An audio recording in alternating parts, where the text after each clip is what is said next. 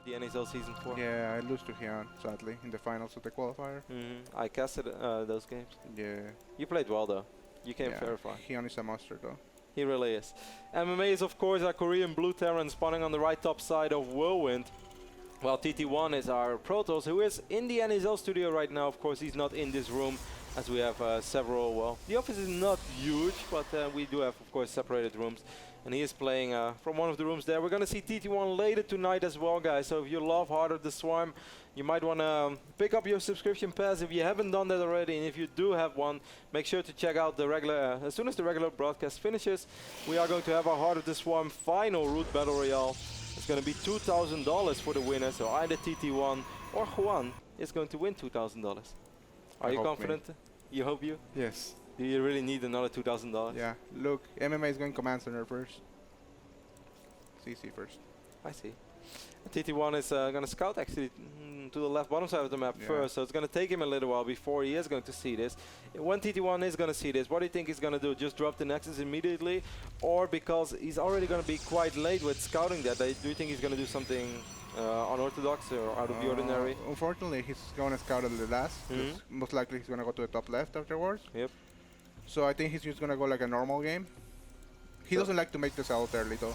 Like in any situation, he never does that. So he might just go Stalker and he scouts his Nexus, I mean the CC first. He might as well just blow a third Nexus, in my opinion.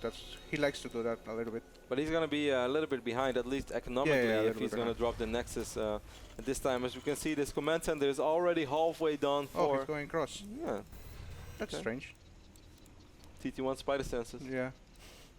So that's pretty good. That means he can put two double Nexus afterwards. That's a common response for CC first. But let's see what MMA does. He can put another command center if he wants. That just like I was talking about the 3 command center opening. Yes. Or he can do another racks and 2 gases, which will be the most normal one. If you see a Protoss player respawn, for instance, you are the Terran player who goes for the CC first, and you see that he follows it up with double Nexus, how do you like to punish that? What is the first thing that comes in your mind? If I see the double Nexus? Yes. Just make another command center to play, like greedy, make 2 evays and stuff like that. You play really greedy. Yes? Yes, really good against that. And when are you going to go for additional orbitals? Will you also try to drop your third orbital immediately, or are you going to do it a little bit later? Yeah, no, you put it in your main. If you're going to go double lever after 2, you can't defend it against, like, because it's common to do like at A-gate from 3 Nexuses, so you need like the ramp to hold it. I understand. MMA is getting a good scout off right now in the main base of TT1, and he's probably quite pleased to see that everything is normal and this Nexus is pretty late compared to his command center, which already got upgraded to an orbital command. It's going to be 3 command build. Well, he's going to put it on the base. MMA is not afraid, man. So a little bit risky. Oh, but TT1, what is TT1 doing? He's playing normal, seems like. He has double gas, so he's not going to go for the 3 Nexuses. What do you think he's scouting around here with the Stalker? What does he hope to see? Is he perhaps worried about a factory? No, hidden SCV. He doesn't want to get scouted later on. You want to scout around the map with the Stalker, because it's common for Terran to hide SCV. But if you look at the top right, there's Marines hiding there. He's hoping to catch the Stalker. Of course, there is no gas yet for MMA because he went for triple orbital, so that means that the refineries were a little bit delayed, so TT1 doesn't have to worry about any gas units. He might have to worry about these 5 Marines, as you pointed out, but all that MMA wants to do is intercept this Stalker, which is indeed... or a probe, yeah. Yeah, or a probe. Probe works too. Do you like killing probes, Juan? I like killing probes, pretty nice. Why do you rather kill a probe or a drone? Probe. Yeah. They make many drones. And if you kill a probe, you feel like it actually means something? Oh, look, it's going to Forge. TT1 is going to Forge without Robo, so that means he's going to focus on gateway units for a little while. It's a little bit risky, but it's understandable because he scouts the CC first, in my opinion, but he's going to have sick upgrades really fast, so that's pretty good. This is something that TT1 does quite often, though. We saw him play the other week against the Muslim as well, and he was playing a very similar style, getting ridiculously quick upgrades. This Stalker is almost able to intercept this SUV, but the sentries will be there to clean it up. Actually, MMA might be a little bit afraid after seeing those 3 sentries coming down the ramp. Now, it doesn't mean a whole lot, but of course, MMA doesn't have the vision that we do. Exactly. That's the beauty of playing and watching. Twilight Council is being wiped in right now for TT1 as well. He's going to drop it in his natural, so Do you think he's gonna go charge or blink first? Most likely blink. No? What do you think? Yeah, maybe blink, because he don't have the information about the command center, the third command center. But if he saw the third command center, then he should go charge. Yes. But he doesn't know about it, so he probably will go blink, but we shall see. And of course, the Twilight is gonna help out his upgrades as well, as he's really working on it. He chrono boosted it a lot. He's not chrono boosting them right now, but he will most likely do it soon. If he feels a little bit more safer, as TT1 doesn't have a whole lot of information, and since he still did not wipe in a robotics facility, and then we do see Blink being researched first. We're right. It's a logical response, I think. If you feel in the dark, Blink is awesome in defending drops, of course. Charge is great in the open field. If you really go for the straight-on fight, Charge is a much better upgrade. But if you feel like you have to defend, if you feel worried, the Blink is a better upgrade, as your army is going to be more mobile. You're correct. Thank you, Juan. So he's making a robo now. And 4 more gateways. His upgrades are going to be pretty nice. But MMA also playing pretty nice. Yeah, no scan. Oh, he scans. Yeah. Now he's going to be really confused about this, because this is really odd timings for both structures, the facility and the Twilight Council. It's not normal timings for whatsoever, so he's going to be a little bit confused about what's going on with TT1's build.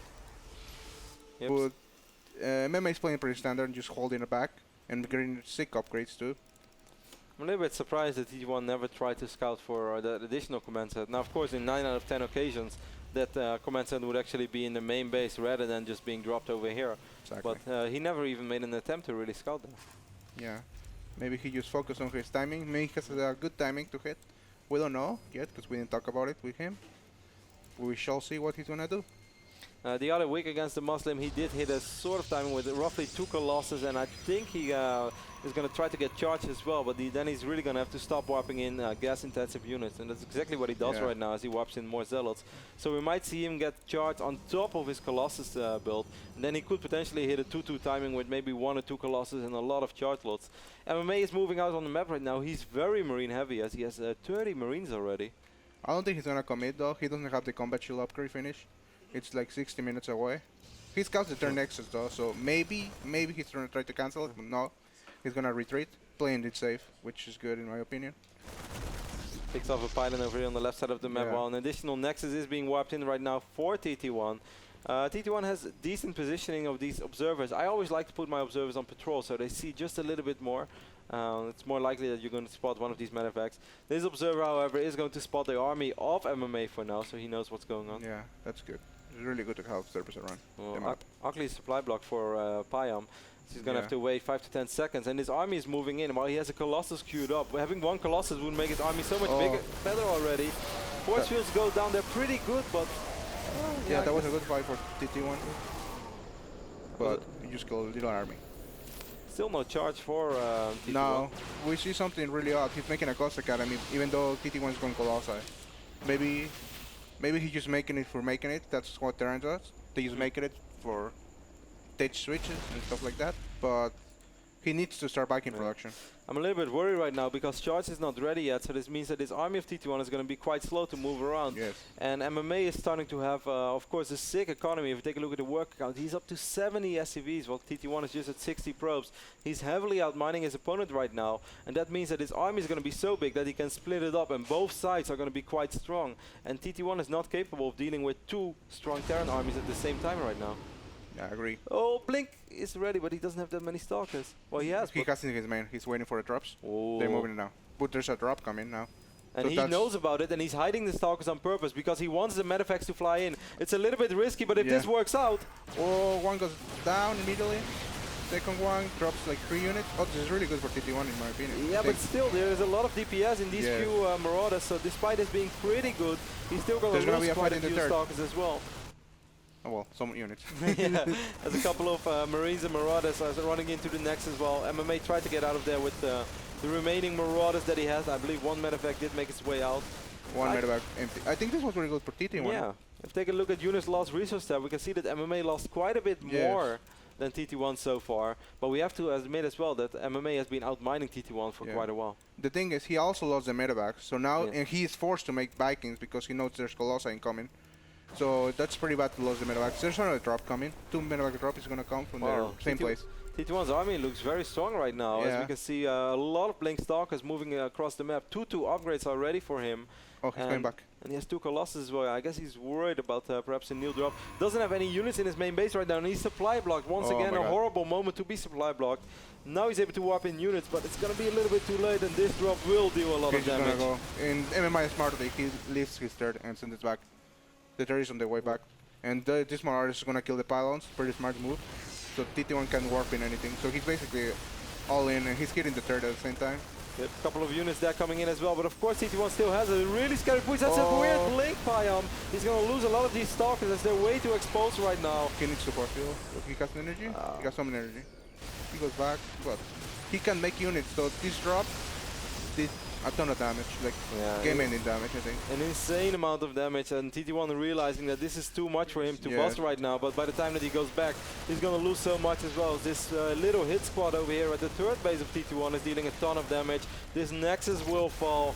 Well, great play by MMA. Yeah, a little bit unfortunate that TT1 was out of the map, but I think it was a really good game sense that he was going to move out, because he lost a lot of mana backs in the early drop, and he calls GG. I think it was such an unfortunate moment for Pyam to be supply blocked. Imagine, because he saw those 2 medevacs incoming for quite a while. He had a lot of gate, he had a good economy. If he wipes in 6 stalkers while those medevacs are still 4 or 5 seconds away from entering the base, he shuts that drop down, and his push is still just as scary as before. Yeah, sadly, not enough mechanics. He got supply blocked. Is that it, Well, it was that and the fact that MMA had a really good game sense. He lost a lot of medevacs, right? Then he knows, okay, I don't have enough backings. Maybe TT1 is going to push me or play it really, really safe and don't attack. Most likely he's going to push me. So he push out and he leave everything open on the main. So he just dropped him. And, well, sadly he was supply blocked. But great game sense by MMA as well to send out units in that phase of the game, because that army, I really felt if they would just fight straight up on with all the units, I think that there is a logical chance that TT1 would have won, certainly with the upgrades he had. He had 2-2 already against the 1. Ready for quite a while against 1-1, I believe. It was 2-1. 1-2? 2-1? Yes. Okay. Well, still better for TT1. Anyways, great game by MMA. That game was brought to you by Kingston HyperX. We're going to take a small commercial break, and after that, Juan and me will be back for game number 2 between TT1 and MMA, so don't go anywhere. Don't go anywhere, guys.